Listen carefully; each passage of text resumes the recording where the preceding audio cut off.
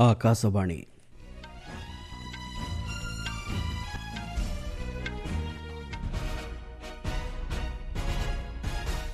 संवाद पढ़ुछंती चंदन घोष। मुख्य संवाद निजुक्ति मेला माध्यम आसंता काली 51,000 रु अधिक नवनिजुक्तों को निजुक्तिपत्र प्रदान करेंगे प्रधानमंत्री। स्वदेशी ज्ञानकौशल सहायतार ऑपरेशन सिंदूर को सफलतार सह कार्यकारी करिपारिछि भारत कहिले जातीय सुरक्षा परामर्शदाता।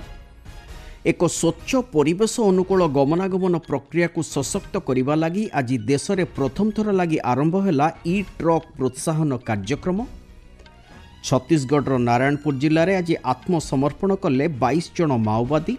एवं लंडन टेस्ट मैच प्रथम इनिंग्स रे भारत विपक्ष में 387 रन रे ऑल आउट है इंग्लैंड।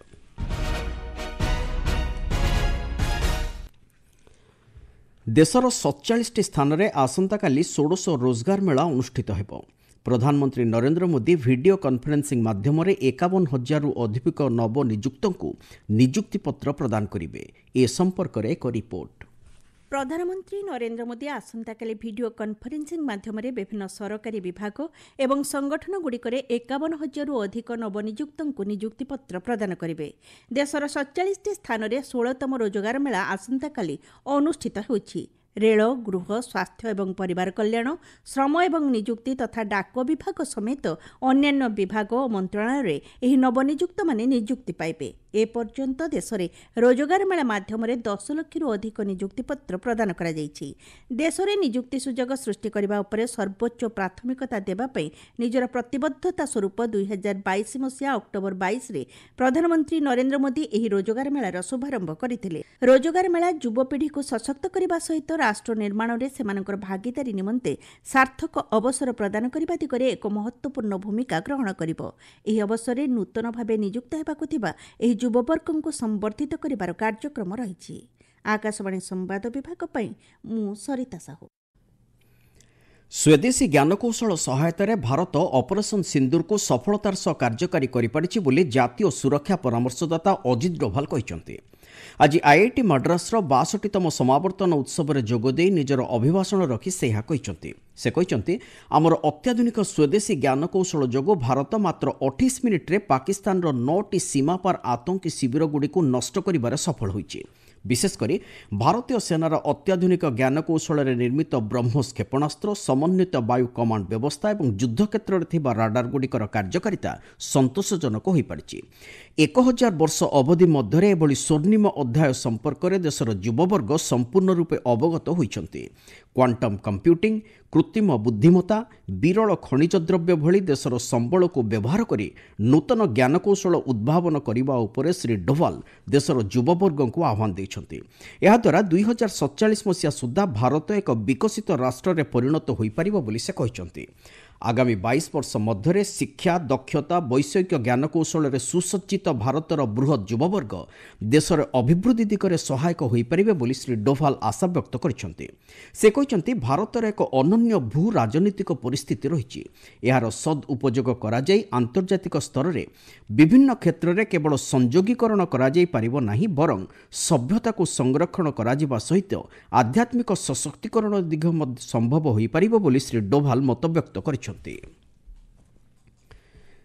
देश में विरल मृत्तिका चुंबक उत्पादन को प्रोत्साहन देवा लगी 1,345 कोटी टंकार रिहाती योजना कार्यकारी करने दिगरे सरकार पदक्षेप नेउछन्ति। आज नुआदिल्ली ठारे एक समारोह में उद्बोधन दे केंद्र भारी शिल्प सचिव कामरान रिजवी यही सूचना देछन्ति। से कहिसन्ति ए संपर्क में आंत मंत्रालय परामर्श जारी रहिछि। एही योजना कार्यकारी हेले विरल मृत्तिका ऑक्साइड को चुंबक रे परिणत करबा लगी समस्त प्रकार सहायता जोगाई दियाजिबो। विशेषकर विद्युत जान प्रस्तुति दिगरे आवश्यक पड़ुथिबा एही विरल मृत्तिका चुंबक को चीन पक्षरु रप्तानी कराजिबा दिगरे कटकणा जारी कराजिबा परे सरकार एभली योजना कार्यकारी करिबा लागि पदक्षेप नेउछन्ति। जेउ कंपनी एही योजना कार्यकारी करी चुंबक प्रस्तुत करिवे सेमानक निवेश उपरे सरकार रिहाती प्रदान करिवे बोली केंद्र सचिव कहिसन्ति। आपण माने संवाद सुनुचन्ति आकाशवाणी रो। प्रधानमंत्री ई ड्राइव योजना अधीन आज ई ट्रक प्रोत्साहन कार्यक्रम शुभारंभ होइछि। देशରେ ଏକ ସ୍ୱଚ୍ଛ ପରିବେଶ ତଥା ସ୍ଥାୟୀ ଗମନାଗମନ ଦିଗରେ ସହାୟକ ହେବା ଲାଗି ସରକାରଙ୍କ ପକ୍ଷରୁ ପ୍ରଥମ ଥର ଲାଗି ଏହି ଇଲେକ୍ଟ୍ରିକ୍ ଟ୍ରକ୍ କାର୍ଯ୍ୟକ୍ରମ ଆରମ୍ଭ ହୋଇଛି। ସ୍ୱଦେଶୀ ଜ୍ଞାନକୌଶଳରେ ନିର୍ମିତ ପ୍ରାୟ 5,000ରୁ 6,000 ଇ ଟ୍ରକ୍ ଏହି ଯୋଜନା ଅଧୀନରେ ବର୍ତ୍ତମାନ ପାଇଁ ଚଳାଚଳ ଆରମ୍ଭ କରିବ। ଏହାଦ୍ୱାରା ଗମନାଗମନ ଖର୍ଚ୍ଚ କମ୍ ହେବା ସହିତ କାର୍ବନ ଫୁଟପ୍ରିଣ୍ଟ ମଧ୍ୟ ହ୍ରାସ କରିପାରିବ। ଏହି ଇ ଟ୍ରକ୍ ଗୁଡ଼ିକ ଲାଗି ନିର୍ମାତାଙ୍କ ପକ୍ଷରୁ ଯେଉଁ ବ୍ୟାଟେରୀ ପ୍ରସ୍ତୁତ କରାଯାଇଛି ତାର ୱାରେଣ୍ଟି ସମୟସୀମା 5 ବର୍ଷ କିମ୍ବା 5 ଲକ୍ଷ କିଲୋମିଟର ପର୍ଯ୍ୟନ୍ତ ରଖାଯାଇଛି। ଏହି ଯୋଜନାର ଶୁଭାରମ୍ଭ କରି କେନ୍ଦ୍ର ଭାରୀଶିଳ୍ପ ମନ୍ତ୍ରୀ ଏଚ୍ଡି କୁମାରସ୍ୱାମୀ କହିଛନ୍ତି, ଦିଲ୍ଲୀରେ ପଞ୍ଜୀକୃତ ହୋଇଥିବା 1,100 ଇ ଟ୍ରକ୍ ଲାଗି ପ୍ରାୟ 1,000 କୋଟି ଟଙ୍କାର ପ୍ରୋତ୍ସାହନ ରାଶି ପ୍ରଦାନ କରାଯାଇଛି। ସିମେଣ୍ଟ, ଇସ୍ପାତ, ବନ୍ଦର ଏବଂ ଅନ୍ୟାନ୍ୟ ପରିବହନ କ୍ଷେତ୍ର ଲାଗି ଏହି ଇ ଟ୍ରକ୍ ଗୁଡ଼ିକ ସହାୟକ ହେବେ ବୋଲି ଶ୍ରୀ କୁମାରସ୍ୱାମୀ ଆଶାବ୍ୟକ୍ତ କରିଛନ୍ତି। ଶୂନ୍ୟ ନିର୍ଗମନ ଲକ୍ଷ୍ୟ ହାସଲ ସହିତ ବିଭିନ୍ନ ଯାନରୁ ପରିବେଶ ପ୍ରତିକୂଳ ଗ୍ୟାସ୍ ନିର୍ଗମନ ହ୍ରାସ ଦିଗରେ ଭାରତର ପ୍ରତିବଦ୍ଧତା ସ୍ୱରୂପ ଏହି ରଣନୈତିକ ପଦକ୍ଷେପ ନିଆଯାଇଛି। 15ଶ ପୂର୍ବ ଏସୀୟ ବୈଦେଶିକ ମନ୍ତ୍ରୀ ସ୍ତରୀୟ ସମ୍ମିଳନୀ ଆଜି ମାଲେସିଆର ରାଜଧାନୀ କ୍ୱାଲାଲମ୍ପୁରଠାରେ ଅନୁଷ୍ଠିତ ହୋଇଯାଇଛି। ପୂର୍ବ ଏସୀୟ ରାଷ୍ଟ୍ରଗୁଡ଼ିକ ମଧ୍ୟରେ ବିଭିନ୍ନ କ୍ଷେତ୍ରରେ ଥିବା ସହଯୋଗର ଅଗ୍ରଗତି ସମେତ ଭବିଷ୍ୟତ କାର୍ଯ୍ୟପନ୍ଥା ଉପରେ ଏହି ବୈଠକରେ ସମୀକ୍ଷା କରାଯାଇଛି। ଏତଦ୍ବ୍ୟତୀତ ସଦସ୍ୟ ରାଷ୍ଟ୍ରର ମନ୍ତ୍ରୀମାନେ ବିଭିନ୍ନ ଆଞ୍ଚଳିକ ଏବଂ ଆନ୍ତର୍ଜାତିକ ପ୍ରସଙ୍ଗରେ ମତ ବିନିମୟ କରିଛନ୍ତି। ବର୍ତ୍ତମାନର ଅଧ୍ୟକ୍ଷ ମାଲେସିଆର ନିମନ୍ତ୍ରଣ କ୍ରମେ ଭାରତର ବୈଦେଶିକ ବ୍ୟାପାର ରାଷ୍ଟ୍ରମନ୍ତ୍ରୀ ପବିତ୍ର ମାର୍ଘେରିଟା ଏହି ସମ୍ମିଳନୀରେ ଯୋଗ ଦେଇଛନ୍ତି। ଏହାଛଡ଼ା ସେ 32ତମ ଏସୀୟ ଆଞ୍ଚଳିକ ଫୋରମରେ ମଧ୍ୟ ଅଂଶଗ୍ରହଣ କରିଛନ୍ତି।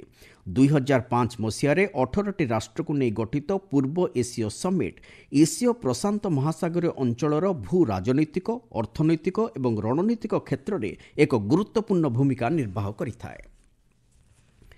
ଆଜି ବିଶ୍ୱ ଜନସଂଖ୍ୟା ଦିବସ।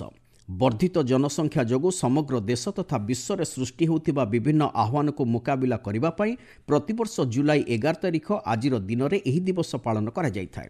ଜନସଂଖ୍ୟା ସମ୍ପର୍କିତ ଚିନ୍ତାଧାରାକୁ ସମାଧାନ କରିବା ଏବଂ ସ୍ଥାୟୀ ଭବିଷ୍ୟତ ପାଇଁ କାର୍ଯ୍ୟ କରିବାକୁ ଏହି ଦିବସ ପାଳନ କରାଯାଉଛି। ଚଳିତ ବର୍ଷର ବିଷୟବସ୍ତୁ ରହିଛି ମାତୃ ଓ ଶିଶୁର ସ୍ୱାସ୍ଥ୍ୟ ଏବଂ ହିତ ପାଇଁ ଗର୍ଭଧାରଣର ସୁସ୍ଥ ସମୟ ଓ ବ୍ୟବଧାନ। 1990 ମସିହା ଡିସେମ୍ବରରେ ଜାତିସଂଘ ପକ୍ଷରୁ ପରିବେଶ ଏବଂ ବିକାଶ ସହିତ ଜନସଂଖ୍ୟା ସମସ୍ୟା ବିଷୟରେ ସଚେତନତା ବୃଦ୍ଧି କରିବା ଲାଗି ଏହି ଦିବସ ପାଳନ କରିବାକୁ ନିଷ୍ପତ୍ତି ନିଆଯାଇଥିଲା। ପ୍ରଥମ ଥର ଲାଗି ଏହା 90ରୁ ଅଧିକ ଦେଶରେ ପାଳିତ ହୋଇଥିଲା। ଛତିଶଗଡ଼ର ନାରାୟଣପୁର ଜିଲ୍ଲାରେ 22 ଜଣ ମାଓବାଦୀ ଆଜି ଆତ୍ମସମର୍ପଣ କରିଛନ୍ତି।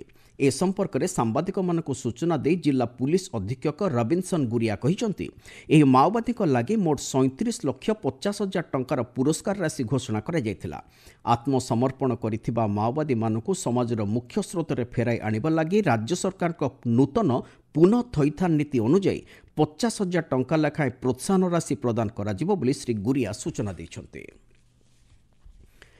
ଶ୍ରାବଣ ମାସ ଅବସରରେ ଆଜିଠାରୁ କନ୍ୱାର ଯାତ୍ରା ଆରମ୍ଭ ହୋଇଛି।